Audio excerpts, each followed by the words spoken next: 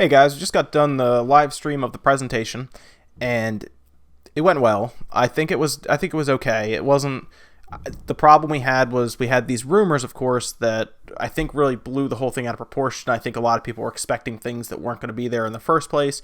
But my personal opinion, I thought it was good. I don't think it was over the top. I thought it was good. So with that out of the way, we'll talk a little bit more about games. I really want to let the Treehouse event kind of unfold before I really talk about games, because we never know what we'll see during gameplay and stuff during Treehouse tomorrow. So I'm going to wait for talk about a lot of games until then. So keep an eye out for tomorrow and Saturday to see some videos come out for me all about the different games we saw, obviously, because there were a lot. But what I instead want to talk about are the features, the specs that we did get, which weren't a lot, and something interesting that their site has updated now is pricing. And it's the pricing right now that has me a little concerned for Nintendo and the Switch. And I'm going to kind of explain to you guys why. I'll show you some of the pricing. Now, we already saw that the Switch is coming out with a suggested retail price of $299.99, which will be scalped online. I'm going to tell you that now. But for the most part, we know what to expect. $300. There's two different versions. One gets you different colored Joy-Cons, which is like a blue and then like an orange. And the other one is just a straight all gray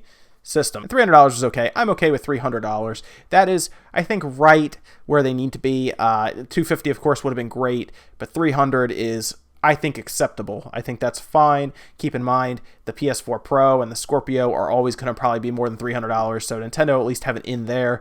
Now, the PS4 and the Xbox One originals are going to do nothing but get cheaper, so they're already below the Switch's price with where the Switch is priced now. But the big thing that has me concerned for the Switch right now are the prices that they updated on their site. I really hope that these are, I don't know, placeholder prices or something. The problem is they're probably not placeholder prices, only because they are not like crazy, ridiculous, unreasonable, but they're almost there. I'm going to show you guys some of these prices just so you can see. So the first part I noticed was the first one is the Pro Controller. Now we saw the Pro Controller. It looks pretty similar to the other one. Now they did say that they're going to be added to things like, obviously, motion controls, they said, will be added in, the HD Rumble, the Amiibo functionality. I'm sure there is probably an IR pointer on there as well. But the price currently, right now, which is 40 minutes after they ended the presentation, the price is $69.99. It's $70 for this controller.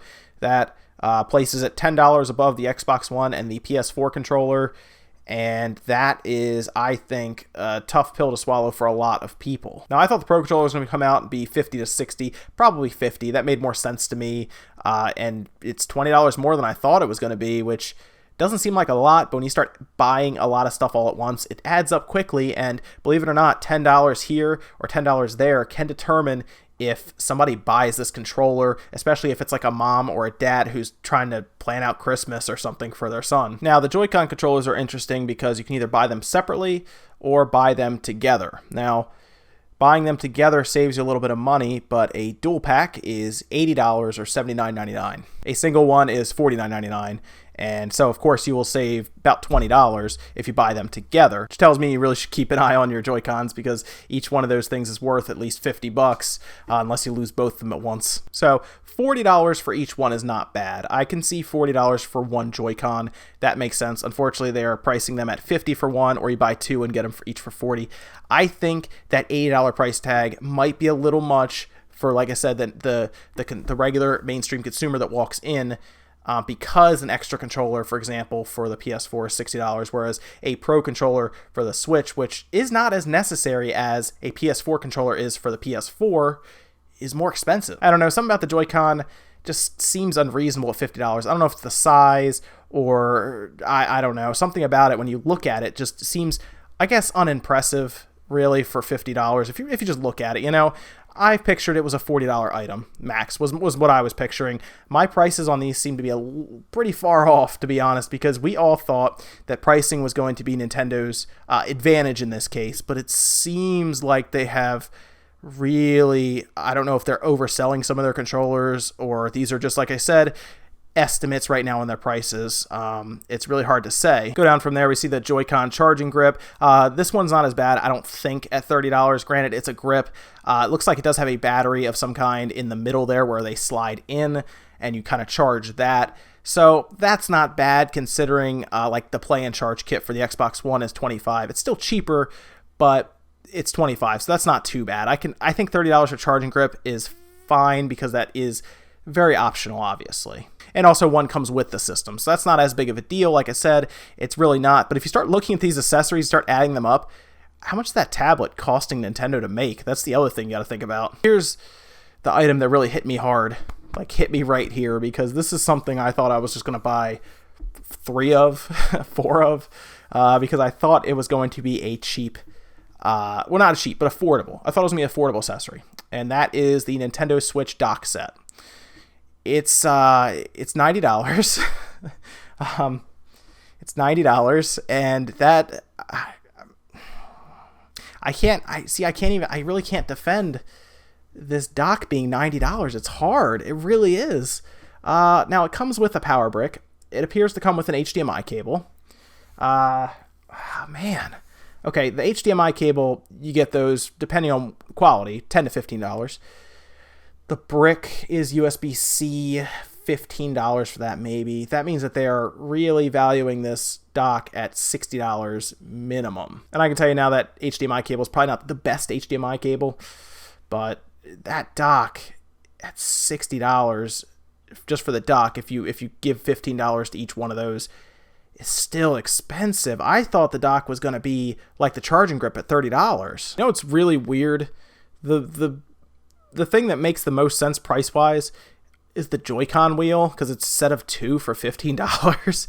Because remember before it was like $15 for one wheel for the Wii. Somehow that became cheaper, but everything else became more expensive.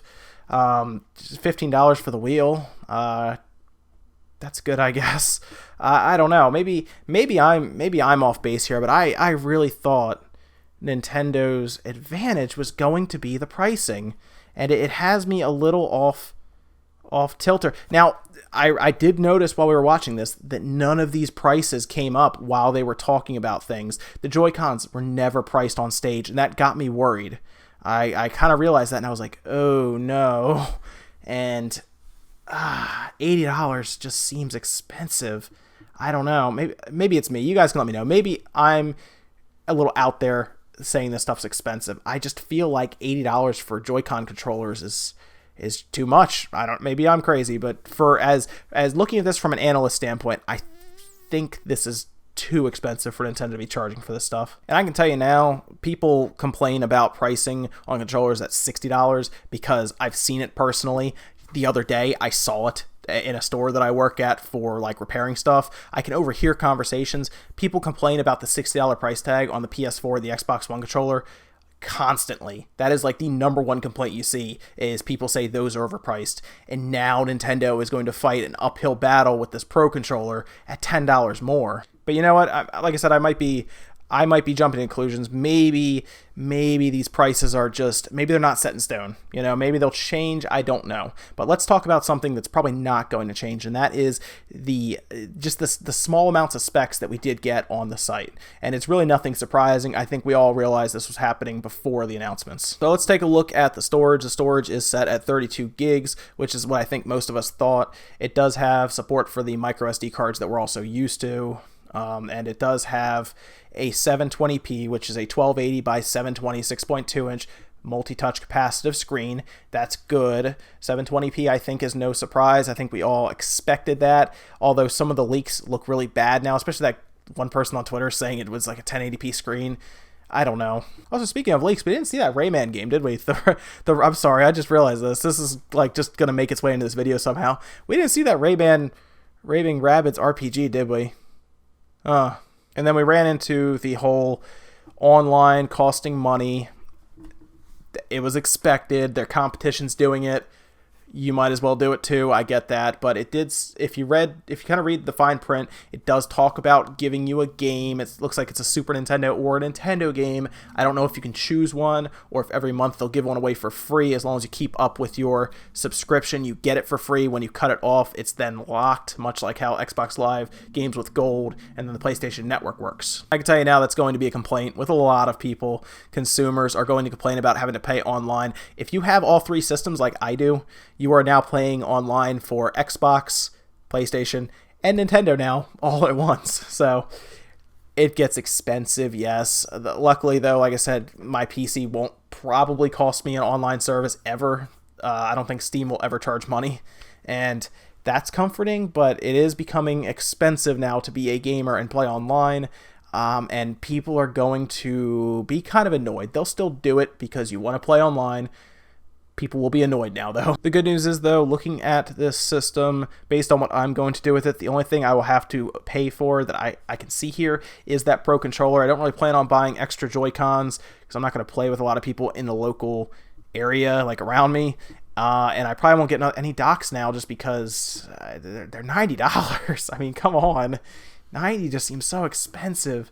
I'll probably play it more handheld anyway, so I don't know. I mean, the Wii U gamepad, I think they tried to sell for $180 at one point, so I shouldn't be surprised.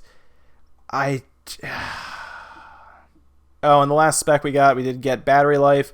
They did say it can last for more than 6 hours, gave us 2.5 to 6 hours. If you look on their site, right underneath the system battery, it says, and I quote, "The Legend of Zelda Breath of the Wild can be played for roughly 3 hours on a single charge." 3 hours is good. That's pretty much what I was saying it would be. I was pretty confident. That does mean 3 hours on a charge when it is like in full blast, when the GPU is like rolling, trying to render the entire world of Zelda Breath of the Wild, which is probably going to be a very big benchmark for that system for a while because of how massive that game looks. But again, we'll see a little more probably tomorrow at the Treehouse. Again, I hope they don't show us more Zelda. I like Zelda, I really do, but I'm ready to see other games like Mario, which looked awesome. A little more of that just so we can get an idea of what we're seeing, because I think at this point we know what we're getting with Zelda, so let's get some other games at the Treehouse. That's all for now, guys. Sorry if I was talking a little quiet this entire video. It's pretty late. I just got done with the live stream, so my throat's getting a little dry, and it's like I said, it's late. I don't feel like waking people up, most of my wife, so but guys, I'll see you tomorrow morning. Check it out tomorrow morning at 9:30 a.m. We're going to do the live stream for the Treehouse, and we'll see what games we get, and I will see you guys tomorrow morning.